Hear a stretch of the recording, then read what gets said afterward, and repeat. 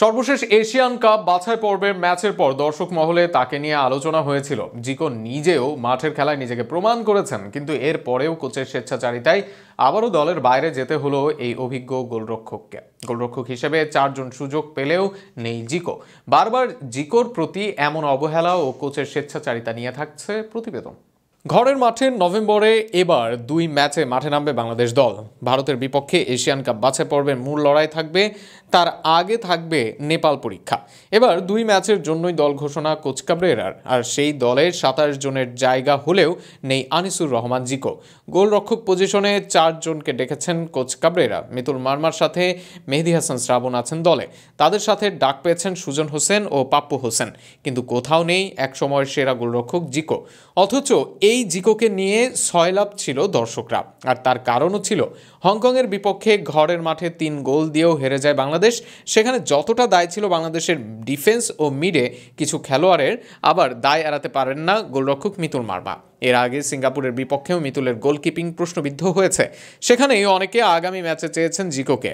একদিকে মিতুলের of form, আরেকদিকে তার উচ্চতাও আন্তর্জাতিক গোলরক্ষকদের সাথে মানানসই নয়, যে কারণে অনেকেই মিতুলের বদলি হিসেবে চেয়েছেন জিকোকে। তবে মূল একাদশে দূরে থাক কাবরেরার 27 জনের দলেও জায়গা মিলল না জিকোর। জিকো আন্তর্জাতিক মঞ্চে প্রমাণিত এক মুখ, পারফরমেন্স নয়। জিকো বাদ পড়েন শৃঙ্খলা ভঙ্গের দায়ে, কিন্তু এরপর আর সুযোগই আসেনি তার। একই অপরাধের পর মোরসালিন ফিরলেও ফিরতে পারেননি জিকো। এমন নয় যে জিকোর বর্তমান ফর্ম বেশ বাজে। সর্বশেষ ম্যাচে বসুন্ধরা কিংসের হয়ে দারুণ পারফর্ম করেন জিকো। সেখানে দেখিয়ে দেন এখনও জিকোর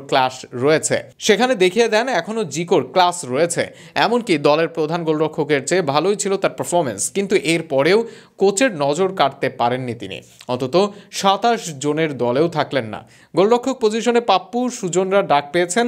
এদের দিয়ে ম্যাচ খেলানোর পরিকল্পনা খুব কম থাকার কথা কোচের। অন্যদিকে জিকোকে দলে আনলে অন্তত মূল একাদশে না রাখলেও প্রতিযোগিতা বাড়ত দলের মাঝে, আর তাতে মিতুলও সেরাটা দিতে আগ্রহী হতেন। কিন্তু সেই পথটাও খোলা রাখলেন না কোচ কাবরেরা। তাতে একটা বিষয় পরিষ্কার হলো, গোলরক্ষক পজিশনের সমাধান খুব শীঘ্রই হচ্ছে না। অন্তত কাবরেরার সেখানে কোনো সদিচ্ছা দেখা যাচ্ছে না, আর এ কারণে আগামী দিনে মাঠের খেলায় আরও ভুগতে হতে পারে বাংলাদেশ দলকে।